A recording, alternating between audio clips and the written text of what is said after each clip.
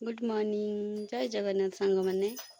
आज मो ब्लॉगिंग रे होची 58 दिन पूरीगला ए जे कम्युनिटी हेल्थ वर्कर भाव में चलते आज कौन कम रही देखा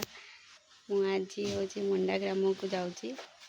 सेठी जने आउरिया बात व्यक्ति अच्छा तो से मेडिसिन खाऊँ कि ना चेक कमी करा चलो देखिए मु आउ स्नेहलता दीदी बाहरी पड़ी मुंडा ग्राम को मुंडा को जबार उद्देश्य थिला कि आमर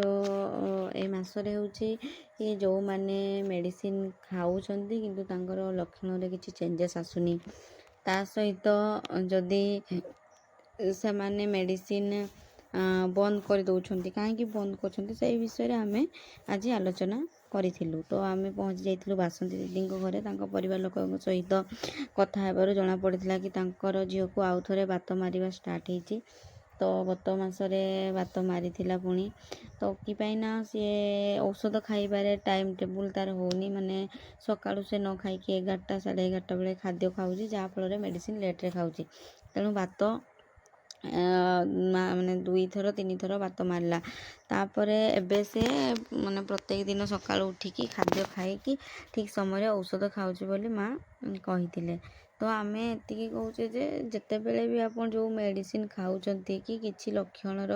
चेंजेस होनी तेले आपन संगे संगे डॉक्टर को जणांतु जणाइबा द्वारा सेटा डॉक्टर निष्पत्ति नेबे कि मेडिसिन रो डोज बढ़ी पारे कि कमी पारे तो आमे ताहा निजे निजे बंद करिबा नाही काहे कि ना बंद करिले बात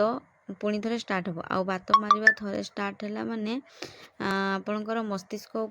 ऊपर प्रभाव पड़िबा द्वारा मस्तिष्क रे थिबा जो नर्व बा कोशिका गुड़िक नष्ट हो जाऊ जते थर बात मारिबो सेते थर गोटे गोटे नर्व नष्ट हो जाए जहाँकि रिकवरी हो पारे ना ताहा आमर शरीर को क्षति पहुँचाइबा सहित मानसिक क्षति मध्य पहुँचाई थाए थरे थरे आम मानकू माने कौन कहबी मानसिक असुस्थता देखादेव एपट सेपट पिला कथा कहब तो तेणु आपण मैंने मेडिसिन 5 दिन सरिबार 5 दिन आगु जाइकी डॉक्टर को परामर्श अनुसार मेडिसिन निहाती आनिबा दरकार ना कि आमे मेडिसिन किनिकी खाऊचे बोली आउ आनिबा पई जीवा नाही तो यही सब आमे तांको जणई आमे तांको पळै आस्तिलु आज